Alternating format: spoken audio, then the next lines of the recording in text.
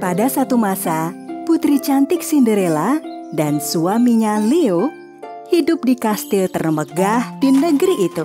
Ibu tiri dan saudari-saudari tirinya merasa iri karena Cinderella menjadi seorang putri, sementara mereka tidak.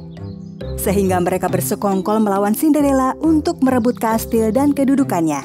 Cinderella pikir dia itu seorang putri. Dia lupa siapa dia sebenarnya. Iya, benar. Dia itu pelayan di rumah kita. Kita harus kembalikan posisinya. Dia tidak pantas menjadi seorang putri.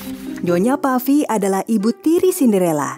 Bersama dua putrinya, Cassandra dan Jezebel, dia mendatangi toko kue dan muffin paling enak di kota itu. Pemilik toko itu adalah Sinia, saudari Nyonya Puffy, yang ternyata adalah penyihir dahsyat. Tidak pernah ada pelanggan di tokonya. Ia kurus dan menyeramkan, tak ada yang mau membeli rotinya. Oh, hei, pelanggan favoritku, adikku Puffy dan keponakan-keponakanku. Halo, Bibi. Kami butuh kau, Kak. Kita perlu membuat rencana jahat baru untuk Cinderella. Kau masih jengkel terhadap Cinderella ya? Hingga salah satu putriku masuk istana sebagai seorang putri, aku akan tetap jengkel padanya, Kak. Baiklah, tunggu aku di ruang sihir di bawah. Nyonya Puffy dan dua putrinya turun ke ruang sihir misterius di bawah toko roti. Sinia mengubah bajunya menjadi kostum penyihir dalam sekali jentikan jari. Lalu ia menyusul turun. Baiklah, katakan kalian menginginkan rencana seperti apa kali ini? Kau buatkan untuk kami sebuah kue yang besar, nikmat, spektakuler.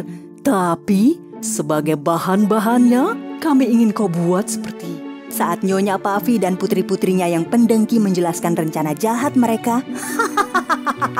Sementara itu, di kebun kastil, Cinderella sedang menikmati hari bersama teman-teman tikusnya. Mereka bermain petak umpet. Aku menemukanmu, Cheddar. Ya ampun, aku tertangkap. Di mana mozzarella ya? Apakah di sini? Oh, bukan. Atau di balik bunga itu? Dadah, ketemu kau. Kamu menang terus, Cinderella. Pastinya. Ayo, kita makan. Ketika Cinderella dan para tikus hendak memasuki kastil, mereka mendengar teriakan dari belakang. Cinderella, tunggu! Oh, Nyonya Puffy dan saudari-saudari tiriku. Mau apa mereka? Hati-hati, jangan sampai mereka melukai kita. Nyonya Puffy dan putri-putrinya membawa paket raksasa. Perlahan, mereka mendekati Cinderella. Cinderella, putri negeri ini. Saudari tercinta kami bawakan hadiah untukmu. Maafkan kami atas semua hal buruk yang kami lakukan. Mari kita sudahi segala perselisihan di antara kita. Kami adalah keluargamu. Jadi, kalian akan berbaik hati sekarang? Iya, tentu saja. Lihat, kami buatkan kue cantik ini dengan harapan kau memaafkan kami. Cinderella takjub dengan kue itu. Dia ingin segera mencicipinya. Namun para tikus berusaha mencegah. Karena mereka tidak percaya dengan niat Puffy. Tunggu, Cinderella, jangan dimakan. Cinderella tak menghiraukan para tikus dan memasukkan tangan dalam kue itu. Lalu mulai memakannya seolah sangat kelaparan. Melihat itu, Puffy dan putri-putrinya tertawa terbahak dengan puas. Wow! Nikmati santapanmu, Cinderella. Cinderella mulai berkeringat dan tidak enak badan sebelum sempat menelan gigitan terakhir. Lalu tiba-tiba kue di tangannya terjatuh karena tangannya mengecil. Lalu kakinya mulai mengecil dan semakin kecil. Au! Cinderella, apa yang terjadi? Cinderella tiba-tiba berubah menjadi manusia mini. Tubuhnya sebesar tubuh tikus. Oh, tidak, tidak. tubuhku menyusut. Sulit dipercaya. Semua terlihat besar dan sangat berbahaya. Lihat sang putri negeri ini sekarang. Tubuhnya mungil sebesar tikus. Kalau Pangeran Leo melihatmu seperti ini, ia pasti akan mencari putri yang baru. Ayo anak-anak, mulai bekerja sekarang. Oh yeah, kami datang Pangeran Leo. Puffy dan putri-putrinya nyaris menginjak Cinderella kala bergegas pergi berdandan untuk sang pangeran. Awas! Oh, bagaimana cara aku memperbaiki ini? Bagaimana? Jangan cemas, Cinderella. Jika kita bisa sampai ke pohon hazelnut, peri baik hati Liabel akan membantu kita. Ya, ayo berangkat sebelum pangeran melihatmu seperti ini. Cinderella dan para tikus segera berangkat. Segalanya tampak besar bagi Cinderella karena tubuhnya yang mungil.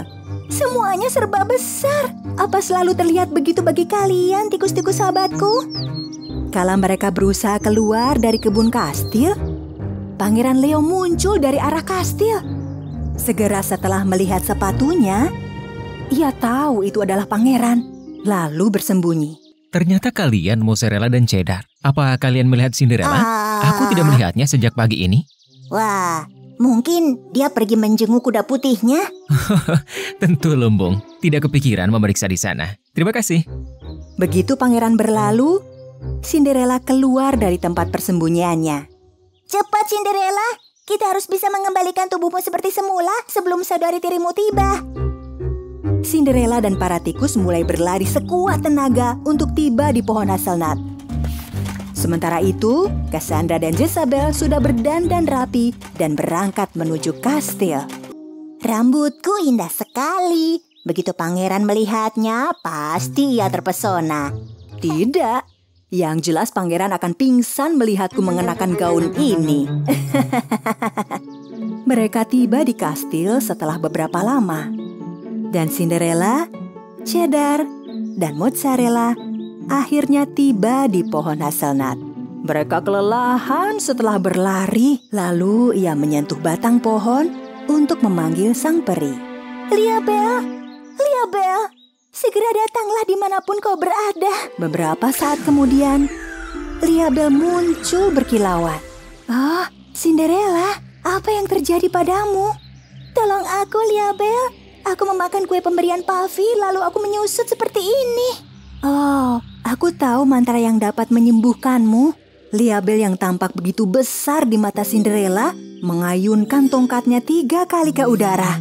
Namun Cinderella bukan membesar, malah justru makin mengecil. Tidak, Liabel, kau justru membuat tubuh Cinderella sebesar semut. Kemudian, Liabel mengeluarkan tongkat sihir yang lebih kuat. Dan akhirnya, Cinderella kembali seperti semula. Kau berhasil, Liabel. Kau berhasil. Terima kasih. Ayo, kita segera kembali ke kastil sekarang. Sementara itu, Pangeran Leo telah menyerah mencari Cinderella, lalu kembali ke aula kastil. Yang mengejutkan, ia melihat Jezabel di aula. Jezabel berusaha membuat pangeran jatuh cinta padanya. Pangeranku, lihat kecantikanku, lihat rambut indahku. Aku juga bisa berdansa loh. La, au! Cinderella akhirnya tiba di aula istana. Di saat yang sama, Cassandra berusaha mendekati Pangeran Leo. Namun begitu pangeran melihat Cinderella di aula, ia berlari menuju ke arahnya. Aku harus pergi. Putriku, aku mencarimu kemana-mana. Dari mana saja kau? Cinderella menceritakan apa yang terjadi pada pangeran. Bagaimana ia memakan kue, lalu mulai menyusut. Bagaimana ia memanggil peri dengan bantuan para tikus. Cinderella, bagaimanapun bentuk tubuhmu, kau tetap cantik. Aku menyayangimu selamanya, apapun yang terjadi. Tiada yang mampu merampas cinta kasih Cinderella dan Pangeran Leo. Bahkan Nyonya Puffy yang jahat dan putri-putrinya yang pendengki, serta kue sihir mereka.